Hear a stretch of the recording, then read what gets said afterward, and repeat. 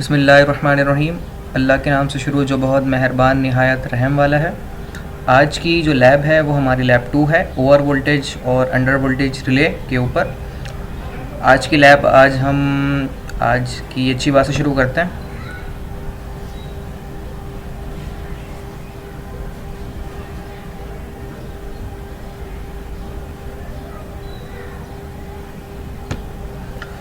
हमारी जो लैब है आज की वो ओवर वोल्टेज और अंडर वोल्टेज रिले के ऊपर है। ये कंटेंट मैं कोर्स में कवर नहीं कर सका हूँ, उसकी वजह यही है कि लैब में इसकी थ्योरी और प्रैक्टिकल सिनेरियोज़ हम डिस्कस करेंगे। ये मैंने लैब के लिए ही रखा था, अंडर वोल्टेज और ओवर वोल्टेज रिले का कॉन्सेप्ट। तो इसके ऊपर बात करते हैं।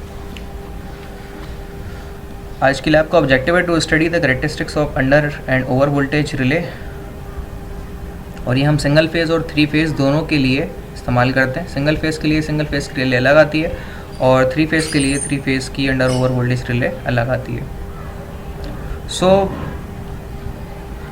एप्लीकेशन ऑफ दिस रिले के ऊपर हम बात करें, the function of a relay is to detect abnormal conditions in the system and to initiate through appropriate circuit breakers and disconnection of faulty circuits so that interface with the general supply is minimized. Relays are used to control high voltage circuits with the help of low voltage signals. Similarly, they are used to control high current circuit with the help of low current signals. अच्छा, पहले paragraph को अगर discuss करें तो हम ये जानते हैं कि जो एबनॉर्मल कंडीशंस होती हैं इन सेंस ऑफ ओवर और अंडर वोल्टेज सिनेरियोज़ वो ये हैं कि अगर हम 3 फेज़ के वोल्टेज बात करते हैं तो वो 400 वोल्ट है। 3 फेज़ के 400 वोल्ट का अगर हम ओवर वोल्टेज की बात करें तो वो 430 वोल्ट होंगे, और 3 फेज़ के जो अंडर वोल्टेज होंगे वो 380 या 370 वोल्ट होंगे। अगर इन रेंजेस के अंदर आपके वोल्टेज लाए करते हैं तो वो abnormal conditions of the voltage कहलाएंगे, और इन्हीं में ही 3 फेज़ रिले की ओवर अंडर वोल्टेज रिले काम करेगी। अगर सिंगल फेज़ की हम बात करें तो सिंगल फेज़ में वोल्टेज जो आते हैं वो 220 वोल्ट है, रेटेड नॉर्मल। अगर वोल्टेज हमारे एक्सीड कर जाएँ 220 वोल्ट से लेट से 250 वोल्ट तो हम इसे ओवर वोल्टेज काउंट करेंगे, और अगर 3 फेज़ में ये वोल्टेज 180 वोल्ट, सिंगल फेज़ में ये वोल्टेज 180 वोल्ट हो जाते हैं तो हम इसे अंडर वोल्टेज सिंगल फेज़ में काउंट करेंगे, और ये abnormal condition of voltage under over voltage की रेंज में आएगी, और इसमें आपकी ओवर अंडर वोल्टेज रिले काम करेगी। हम इसको वेरी भी कर सकते हैं क्योंकि वेरिएबल्स वेरिक मौजूद होते हैं अंडर ओवर वोल्टेज रिले के ऑप्शंस के अंदर। अब सेकेंड पैराग्राफ को डिस्कस करें तो जो हमारे हाई वोल्टेज होते हैं, हायर सिग्नल्स जो कि 3 फेज़ के 400 वोल्ट हैं, इनको कंट्रोल या ऑब्ज़र्व करा जाता है स्मॉलर काइंड ऑफ वोल्टेज के ज़रिए से, क्योंकि जो सर्किटरी होती है वो काम करती है डीसी लेवल के 12 वोल्ट 5 वोल्ट के दौरान, तो स्मॉलर वोल्टेज के ज़रिए कंट्रोल किया जाता है हायर वोल्टेजेस को। इसी के वाइस वर्सा में हम बिल्कुल पैरेलली हाई करंट को ऑब्ज़र्व करते हैं लोअर करंट के ज़रिए से, जैसे कि हमने वोल्टेज में सिनेरियो डिस्कस किया, सेम सिनेरियो करंट में भी है। Okay ji, over voltage is electrical and power system. Over voltage के सिनेरियोज़ को अब हम इस पैराग्राफ में डिस्कस करेंगे कि इससे नुकसान क्या होता है, इसके फीचर्स क्या होते हैं। There is always a chance of suffering of an electrical power system from abnormal over voltages. Abnormal over voltages अमूमन सिस्टम में आपके आ जाते हैं। These abnormal voltages may be caused due to various reasons such as sudden interruption of heavy loads। बाज़ औक़ात heavy load एकदम से लग जाता है, सिस्टम में इंक्लूड हो जाता है, तो उसके नतीजे में एबनॉर्मल हायर वोल्टेजेस सिस्टम में इंसर्ट हो जाता है, तो वो एबनॉर्मल कहलाएंगे। लाइटनिंग इम्पल्सेस, आसमानी बिजली अगर आपके सिस्टम में इंक्लूड हो जाती है तो उससे भी हाई वोल्टेज एकदम से बढ़ जाएंगे, और वो एबनॉर्मल वोल्टेजेस भी कहलाएंगे ओवर वोल्टेजेस में। स्विचिंग इम्पल्सेस, बाज़ औक़ात हम सिस्टम बाज़ औक़ात बहुत ज़्यादा स्विच हो रहा होता है ऑन से ऑफ, ऑफ से ऑन, तो उसके नतीजे में भी वोल्टेज एबनॉर्मल हो जाएंगे और ये ओवर वोल्टेज के अंदर काउंट किए जाएंगे। Etcetera are the kind of things. इसी तरीके से अगर ग्रिड एक ग्रिड दूसरे ग्रिड को ओवरलैप करता है, ओवरलैप से मुराद कि एक ग्रिड बंद होता है दूसरा खुल जाता है, और ग्रिड चेंज होता है, ग्रिड ऑफ होता है, तो उसके नतीजे में भी इस एक्टिविटी में tap changers, on load tap changers के नतीजे में भी बाज़ औक़ात हायर वोल्टेजेस सिस्टम में इंसर्ट हो जाते हैं जो कि एबनॉर्मल वोल्टेज का सबब बनते हैं। दीज ओवर वोल्टेज स्ट्रेस में damage insulation of various equipments, बहुत सारे इक्विपमेंट्स की जो इंसुलेशन होती है इसके नतीजे में डैमेज हो जाती है सिस्टम की, क्योंकि ओवर वोल्टेजेस के नतीजे में कंडक्टर की या सिस्टम की इंसुलेशन उस काबिल नहीं रहती कि वो अपनी इंसुलेशन को बरकरार रख सके। सो इसलिए एबनॉर्मल कंडीशंस ये होती हैं। तो हमने ये अभी तक केसेस डिस्कस किए हैं या फैक्टर डिस्कस किए हैं कि ओवर वोल्टेजेस किस तरह प्रोड्यूस होते हैं। And insulators of the power system, although all the over voltage stresses are not strong enough to damage insulation of the system, हर तरह का जो इंटरप्शन ऑफ द वोल्टेज है ओवर वोल्टेज वो insulation को डैमेज नहीं करता, लेकिन एक ये भी कॉज है इंसुलेशन को डैमेज करने का ओवर वोल्टेज के ज़रिए से। But still these over voltages also to be avoided to ensure the smooth operation of electrical power system. और ये जो एबनॉर्मल ओवर वोल्टेज हैं इसके ज़रिए से जो smooth operation of electrical power system की वर्किंग है वो मुतासर होती है। तो these all the types of destructive and non destructive abnormal over voltages factors are eliminated from the system by means of over voltage protection. और इनको obviously eliminate होना चाहिए पावर सिस्टम से, क्योंकि ये सिस्टम में ख़राबी का बायस बनेंगे। सो ये फैक्टर्स हैं कि ओवर वोल्टेजेस के कॉजेज़ क्या होते हैं और इनको ख़त्म क्यों करना चाहिए। अब हम आते हैं नेक्स्ट पैराग्राफ की तरफ जो कि under voltages in electrical power system के सिनेरियोज़ में आते हैं। Under voltage occur when the average voltage of the three phase power system drop below the intended level, जो हमने प्री सेट वैल्यू रखी है अगर उससे वोल्टेजेस कम हो जाते हैं तो ये आपके अंडर वोल्टेजेस कहलाएंगे। और and is sometimes referred to as a brownout, और इस कंडीशन को ब्राउन आउट भी कहा जाता है फील्ड में। Electromechanical devices including three phase motors and pumps are design to be operated at very specific voltage levels. जो हमारे इलेक्ट्रोमैग्नेटिक सर्किट्स होते हैं, ड्राइव्स होती हैं, डिवाइसेस होती हैं, और ख़ास तौर पे जो हमारी मोटर्स होती हैं, हाइड्रोलिक पंप्स होते हैं, पंप्स नॉर्मल जो होते हैं, वाटर पंप जो होते हैं, वो सारे के सारे स्पेसिफिक वोल्टेजेस के ऊपर प्री सेट वैल्यूज़ के ऊपर सेट होते हैं, जो कि अगर वो बिगड़ते हैं तो उनकी परफॉर्मेंस के फ़र्क पड़ता है। क्योंकि हम जानते हैं कि जो हमारे रोटेटरी लोड होते हैं वो कांस्टेंट वोल्टेज पे कांस्टेंट बिहेव करेंगे, लेकिन अगर वेरिएबल वोल्टेज हो जाए या फिर अंडर वोल्टेज हो जाए तो उनकी स्पीड कम हो जाती है और वो उस ऑपरेशन के लिए डिज़ाइन नहीं किए जाते, इसीलिए उनकी परफॉर्मेंस, एफिशिएंसी, ड्यूरेबिलिटी पे फ़र्क पड़ता है और वक्त के साथ साथ वो ख़राब हो जाएंगे, उस तरह वो ऑपरेट नहीं कर पाएंगे। इस तरह से उनकी फ्रीक्वेंसी भी वेरी हो जाएगी जो ऑपरेटिंग फ्रीक्वेंसी है। इसीलिए अंडर वोल्टेजेस के ऊपर आपके जो रेटरी लोड होते हैं वो ज़्यादा मुतासर होते हैं, और बाकी जो इंडक्शन लोड होते हैं या स्टैटिक लोड्स होते हैं, रेजिस्टिव लोड होते हैं, वो भी बहुत ज़्यादा अंडर वोल्टेज से मुतासर होते हैं। लेकिन उसकी बनिस्बत जो रेटरी लोड हैं, जो पंप और इलेक्ट्रोमैकेनिकल लोड या मोटर के जो लोड हैं, वो भी ज़्यादा मुतासर होते हैं अंडर वोल्टेज के नतीजे में। सो कंटिन्यू करते हैं आगे। Are the design to operate at very specific voltage level. If these devices are allowed to operate at reduced voltage level, they will draw higher current। और इसी तरीके से अगर आपकी कोई मोटर है एज एन एग्जांपल और वो कम वोल्टेज के ऊपर ऑपरेट होना शुरू हो गई तो वो ऑटोमेटिकली ज़्यादा करंट ड्रेन करना शुरू कर देगी और इसी तरीके से वो नुकसान का बायस ही बनेगी, क्योंकि वो जब ज़्यादा करंट लेना शुरू हो जाएगी तो कंडक्टर की कैपेबिलिटी बाज़ अगर इतनी नहीं होती तो कंडक्टर गर्म होने लग जाएगा, इंसुलेशन वीक हो जाएगी और वाइंडिंग इसी तरीके से हीटअप होने लग जाएगी और ऑटोमेटिकली एनर्जी लॉस होगी इस तरीके से और सिस्टम की ड्यूरेबिलिटी, रिलायबिलिटी में फ़र्क पड़ेगा। The increase in current causes increase heat in the winding and coil, जो कि मैंने कहा अभी, of the equipment damaging the critical insulation protecting them. तो उसकी कॉजेज मैंने डिस्कस कर लिए।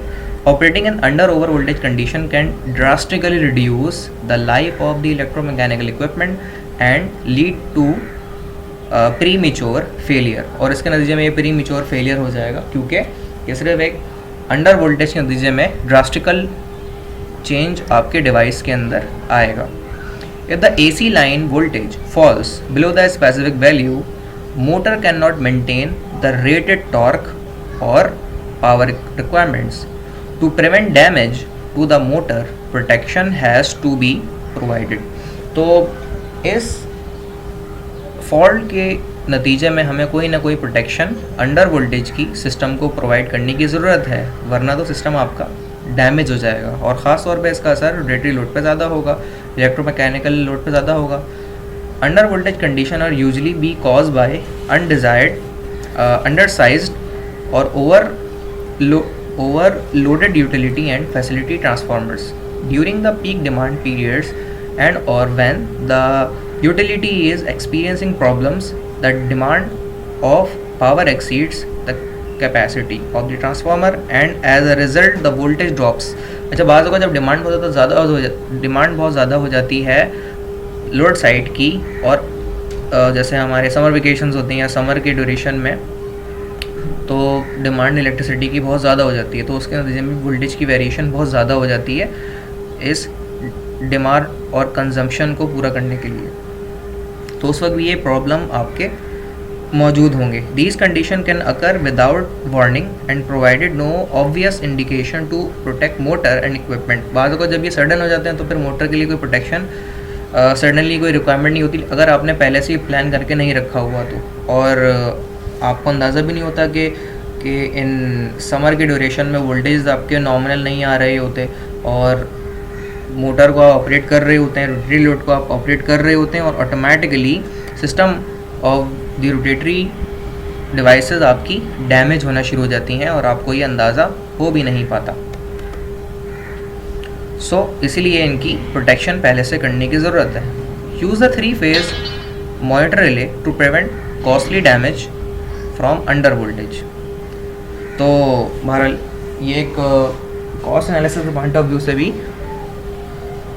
एक डेंजरस पार्ट है आपके सिस्टम के अंदर, कि अगर आपने पहले से ही प्रिवेंशन इसमें मौजूद ना रखी तो आने वाले टाइम में जब वो सिस्टम एक बड़े डैमेज का बाइस बनेगा तो आपको एक बड़ी ज़्यादा कॉस्ट उसमें इन्वॉल्व करनी पड़ेगी, इससे पहले कि आप उसमें सिस्टम में पहले से प्रोटेक्शन कोई ना कोई आप इंट्रोड्यूस करवा लेते हैं। Principle of operation of under over voltage relay, तो अब हम इस पर बात करते हैं। An under over voltage relay is one that operates when input voltage drops rises. जब इनपुट वोल्टेज आपकी यूटिलिटी से आ रहे होते हैं या तो वो ड्रॉप हो जाए या फिर वो राइज हो जाए, तो below the pre determinant value जो आपने पहले सेट की हुई होगी उससे एक्सीड कर जाए या कम हो जाए, तो under over voltage relays are usually instantaneous devices. Instantaneous से मुराद ये कि ये अंडर ओवर वोल्टेज रिले एक ऐसी डिवाइस है जो कि आपकी फौरी एक्ट करेगी अगर अंडर या ओवर वोल्टेज की कोई ना कोई कंडीशन अगर हो जाती है। If the time delays are needed, timers, time delay अगर रिक्वायर्ड है तो उसमें टाइम डिले भी इंक्लूड हो जाएगा, टाइमर्स उसमें इंक्लूड हो सकते हैं। टाइमर से मुराद ये है कि आप उसमें डिले आज लेट से कि अगर फॉल्ट अगर होता है तो कितने टाइम बाद वो अकर हो, और डिले भी उस सेंस में ही है। इनिशिएट और relay are utilise under over voltage relays should complete their function every time. Input, अच्छा, ये जितनी मरतबा किया जाए अंडर या ओवर वोल्टेज ऑपरेशन जब भी हो, ये हमेशा अपने आप को रिपीट करेगा और ये इसका नॉर्मल रोटेशन ऑफ वर्क है। Voltage drop and rise below the set point, the voltage need to specified and VT यानी CT, जो आपके PTs होते हैं उनको VTs भी कहते हैं, यानी potential transformer voltage transformer ratio needs to be documented. That means, अच्छा, ये काम ऐसे करती है कि आपने पहले से ही प्रीसेट वैल्यू उसमें दी हुई होती है कि जी इतनी वैल्यूज आनी चाहिए, इससे एक्सीड हो जाए तो ट्रिप करवा दे ब्रेकर को, या इससे बिलो हो जाए तो ट्रिप करवा दे वो ब्रेकर को। तो ये जो VT का रेशो होता है, PT का जो रेशो होता है, जो आप पहले से प्रीसेट इसमें करा हुआ होता है आपने, अगर उससे वो एक्सीड कर जाए, वॉयलेट कर जाए, तो उसमें वो एक्ट कर जाता है और आपके जो सर्किट ब्रेकर है उसको ट्रिप करवा देता है। अब हम आते हैं उन कैटेगरी ऑफ रिलेज के ऊपर जो कि 2 कैटेगरी की होती हैं। अब हम इससे बात करते हैं, जैसे कि आप देख रहे होंगे RM4, RT31, इस तरह RT32, ये एक कैटेगरी ऑफ रिले है। इसी तरीके से RT33, RT34 ये second category of under over voltage relay है। इन दोनों में स्पेसिफिकेशन का फ़र्क है कि इसमें ऑप्शन ज़्यादा हैं और इसमें ऑप्शंस कम है। ऑब्वियसली इसकी कॉस्ट ज़्यादा है और इसकी कॉस्ट कम है। इट डिपेंड्स कि आपको कितने रिक्वायरमेंट चाहिए, कितने रिक्वायरमेंट्स नहीं चाहिए, उसके हिसाब से है। इस रिले को अगर आप देखें तो ये वैसे तो एक टास्क में शामिल है, इसका जवाब आप दीजिएगा, वरना समझ नहीं आया तो पूछिएगा कि इस रिले में यानी 3334 में और 3132 में क्या फ़र्क है एक दोनों में। वैसे तो नज़र आ रहा है कि ऑप्शंस का फ़र्क है, लेकिन इसकी डेटा शीट्स और इसके मैनुअल से भी आपको आइडिया होगा, सिर्फ ऑप्शंस के फ़र्क से ही फ़र्क, और भी बहुत सारी चीज़ें हैं जो कि इनमें फ़र्क होती हैं ऑप्शंस के अलावा। वो ऑप्शंस क्या हैं, बहरहाल हम इससे बात करते हैं। तो मैं कैटेगरी बता नहीं रहा कि इसमें क्या फ़ायदे या नुकसान है, इसमें क्या फ़ायदे नुकसान है, मैं किसी एक को डिस्कस करूँगा, दूसरे का आइडिया आपको हो जाएगा, नहीं तो पूछिएगा। ओके जी, नंबर 1 पे आते हैं, जो कि आप यहाँ इंडिकेशन एक देख रहे होंगे। यहाँ पे इसमें एलईडीज़ और ऑप्शंस होते हैं। नंबर 1 के ऑप्शन को बात करें तो इसमें टाइम डिले फंक्शन मौजूद होता है सिलेक्टर के तौर पे। इसको आप वैरिक के ज़रिए से एक प्लस का स्क्रू ड्राइवर लेके इसके वैरिक को आप वेरी कर सकते हैं। इसमें असल में ये 1 का जो ऑप्शन है इसमें ये वेरिएबल होता है, इसको आप ये सिलेक्ट कर सकते हैं। अब ये पहला ऑप्शन है, इसमें क्रॉस बना हुआ है फॉल्ट डिटेक्शन डिले। अगर फॉल्ट डिटेक्ट हो जाता है तो उसमें डिटेक्शन के बाद कितना डिले देना है, यानी फॉल्ट होने के बाद कितना डिले देना है, तो उस ऑप्शन के लिए आप इसको सेट करते हैं। अच्छा, फॉल्ट होने के बाद क्या वजह है कि उसके बाद डिले देखें या उसको ऑब्जर्व करें, उसकी वजह ये होती है कि बाद एक फॉल्ट आया अंडर या ओवर वोल्टेज का, लेकिन सडन ऑफ टाइम में वो सही हो जाता है, तो फिर उसको ब्रेकर को ट्रिप नहीं होना चाहिए ना। तो फिर उस कंडीशन में आपको इस क्रॉस वाले ऑप्शन को रखने की ज़रूरत है। अच्छा, ये जो इसके नीचे वाला पार्ट है जो कि रेक्टेंगल बिल्कुल डार्क हुआ हुआ है, ये भी ऑप्शन आप सेलेक्ट कर सकते हैं 1 के ऊपर रख के माइनस के स्क्रू ड्राइवर को वेरी करते हुए। फॉल्ट डिटेक्शन एक्सटेंडेड, मतलब फॉल्ट अगर डिटेक्ट हो जाता है तो उसको एक्सटेंडेड लेवल के ऊपर भी रख सकते हैं आप। इस तरीके से नंबर 2 के ऑप्शन पे आते हैं। मगर आप देख रहे हैं नंबर 2 का भी एक ऑप्शन है यहाँ पे, तो इसके अंदर जो है वो potentiometer for setting time delay in seconds के अंदर होता है। अब ये नंबर 2 जो ऑप्शन है इसमें अगर आप देखें तो ये एक पोटेंशियोमीटर है जो कि अगेन प्लस के ऑप्शन से वेरी कर सकते हैं और इसके अंदर चीज़ आ सकती है नंबर 2 का जो ऑप्शन है। सो अब हम इसको सिलेक्ट करेंगे। अच्छा जी, तो आगे कंटिन्यू करते हैं। हम डिस्कस कर रहे थे अपने पार्ट को, जो कि पार्ट 2 था, potentiometer for setting next delay in seconds. तो ये भी एक पोटेंशियोमीटर होगा, वैरिक होगा, जिसको हम वेरी करते हुए अपने सेटिंग को एडजस्ट करेंगे टाइम डिले के पॉइंट ऑफ व्यू से इन सेकंड्स। नंबर 3 जो है हमारा वो potentiometer for setting over voltage as direct value. That means कि ओवर वोल्टेज की रेंज कितनी सेट कर सकते हैं वो 0.3 है, और अंडर वोल्टेज की सिमिलरली 4 है कि आप अंडर वोल्टेज कितना सेट करना चाहते हैं। जैसे बाज़ लोगों की रेंज होगी 3 फेज़ में वो 390 वो अंडर रखना चाहते हैं, 380 अंडर वोल्टेज रखना चाहते हैं, तो वो उसको इस तरह एडजस्ट कर सकते हैं। इसी तरीके से जो आपका जो सिंगल फेस के अंदर अंडर वोल्टेज को बाज़ वो सेंस करवाना चाहते हैं, वो 220 से बिलो 200 भी रखना चाहते होंगे, 180 भी रखना चाहते होंगे, तो उसकी एडजस्टमेंट के लिए अंडर वोल्टेज पॉइंट नंबर 4 यानी पार्ट 4 के ज़रिए वैरिक के ज़रिए आप उसको कर सकते हैं। ओके, नेक्स्ट पे आते हैं, जो कि आर की इंडिकेशन आप यहाँ देख रहे होंगे, आर और यू की है। तो अगर आर की एलईडी इंडिकेट करे जो कि येलो एलईडी है, तो अगर वो इंडिकेट करे तो इसका मतलब इंडिकेट्स रिले स्टेट, यानी कि रिले काम कर रही है या नहीं, रिले के अंदर लाइट आ रही है नहीं, वो आर की इंडिकेशन हमें बताएगी। यू की जो इंडिकेशन है वो ग्रीन एलईडी के ज़रिए है कि आपकी जो ग्रीन की एलईडी अगर वो इंडिकेट कर रही होगी तो indicate that supply of RM4 is on. तो दैट मीन्स कि RM4 आपकी ऑन है, यानी रिले ऑन है और सप्लाई उसमें आ रही है। रिले की इंडिकेशन, रिले काम कर रही है और रिले में सप्लाई आ रही है, ये आर और यू हमें बताएगा।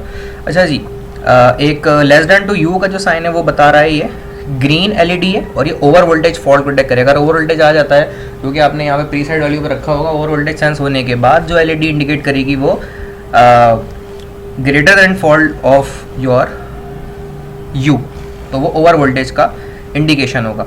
और अगर similarly under voltage of you का मतलब अगर लेस देन टू यू आ जाए तो दैट मीन्स कि वोल्टेज आपकी अंडर वोल्टेज के यहाँ पे फॉल्ट सेंस हो गया है, तो ये वाली एलईडी ये दोनों यहाँ पर मौजूद है टॉप व्यू पे, ये आपके इंडिकेट बताएंगे कि ओवर वोल्टेज की हो रही है, अंडर वोल्टेज की हो रही है। अच्छा, जैसे ही ओवर वोल्टेज अंडर वोल्टेज आता है तो वो रिले ऑपरेट होने के बाद वो एलईडी स्टक हो जाती है, वहाँ पे होल्ड हो जाती है। उसको याद रहेगा आपको कि ये ओवर वोल्टेज हुआ था इसलिए रिले ऑपरेट हुई, अंडर वोल्टेज हुआ था इसलिए रिले ऑपरेट हुई है, तो वो वहाँ पर इंडिकेशन स्ट्रक होके ब्रेकर को ट्रिप करवा देती है। ओके जी, अगले पार्ट पे चलते हैं। एक पी की भी एलईडी है जो कि अंडर ओवर वोल्टेज रिले के इंडिकेशन के नीचे पी की एलईडी आपको नजर आ रही होगी। पी की जो एलईडी है वो रेड एलईडी होगी और फेज फेलियर और incorrect rotational direction of phases के ऊपर एक्ट करती है। ये दो फीचर हैं। अगर आपका फेज कोई एक फेल हो जाता है तो पी इंडिकेट करेगी जो कि रेड एलईडी है। अगर कोई इनकरेक्ट रोटेशनल हो जाती है दैट मीन्स के फेज आपका सीक्वेंस के बजाय अनसीक्वेंस हो जाए, दैट मीन्स के रेड येलो ब्लू के बजाय ब्लू येलो रेड हो जाए या उसके रिवर्स कुछ हो जाए, तो इनकरेक्ट फेज के ऊपर भी ये रिले ऑपरेट करेगी। तो अगर आप यहाँ देख रहे हो तो इस एक रिले में 4 ऑप्शन है, under voltage, over voltage, phase failure और फेज सीक्वेंस। ये चारों ऑप्शन एक रिले में मौजूद है। तो ये कॉम्पैक्ट रिले हुई और ये इसका फ़ायदा है कि आप 4 अलग रिले लगाने की बजाय एक ही रिले में ये चारों फ़ायदे हासिल कर सकते हैं। अच्छा, रिले के अंदर ये आप इंटरनेट पर सर्च करेंगे, अब जो इसका टास्क है, वैसे तो ये टास्क तो ऑब्वियसली है ही, लेकिन यहाँ पर आप ये 3 वैल्यू फाइंड कर सकते हैं इसके लॉग बुक से या इसकी डेटा शीट से। और वो क्या चीज़ है, pickup value of the voltage इस रिले की आपको मालूम करनी है 3132 की, वो लिख देनी है यहाँ पे। और ड्रॉप ऑफ वोल्टेज क्या है वो आपको यहाँ मालूम करना है कि क्या होता है ड्रॉप ऑफ वोल्टेज और वो क्या हो सकता है। और इसके अलावा टाइम डिले कितना यहाँ पर इसकी रेंज हो सकती है टाइम डिले की, वो 3132 की रिले के ऊपर आपको यहाँ पे बतानी है। ये इस लैब का छोटा सा टास्क है। आगे हम चलते हैं इस लैब के ऊपर। रिले के इंडिकेशन के बाद कि write down the procedure followed in the performance of this lab. जब हम परफॉर्मेंस की वीडियो बनाएंगे आप लोगों के लिए तो तब आप इस काबिल होंगे कि इस पार्ट को यहाँ पर फिल कर सकें। और नेक्स्ट पार्ट जो आपका है ऑब्जर्वेशन का, कि ऑब्जर्वेशन टेबल यहाँ बनाना है। ऑब्वियसली ये भी वीडियो से रिलेटेड ही है कि आप जब इसका एक्सपेरिमेंट होगा तो अपने तौर पे आप यहाँ पर ऑब्जर्वेशन टेबल बनाएंगे और उसको फिल भी अपने तौर पे ही खुद करेंगे अपना ऑब्जर्वेशन टेबल, तो वो भी परफॉर्मेंस के बाद ही बनेगा। लास्ट में लैब रिपोर्ट के इस लैब में आपने क्या सीखा है वो यहाँ पे बताना है आपको इन डिटेल इन 3 लाइनों में। ओवर वोल्टेज और अंडर वोल्टेज की रिले की वीडियो लेक्चर लैब आज यहाँ पे ओवर होती है, इस दुआ के साथ कि अल्लाह ताला आपका और हम सबका हामी व नासिर हो। कोशिश करें अपने इर्द गिर्द के लोगों को अवेयर करें कि घर में रहें, स्टे होम और स्टे सेव। और अपने कोलीग्स या अपने रिश्तेदार अड़ोस पड़ोस में अगर कोई आपको अपना ज़रूरतमंद नज़र आता है तो उसकी मदद ज़रूर करें। और आज की लैब को हम ख़त्म करते हैं। नेक्स्ट जो लैब होगी वो हमारी लैब 3 होगी, तो उसे हम कंटिन्यू करेंगे नेक्स्ट टाइम। अल्लाह हाफ़िज़।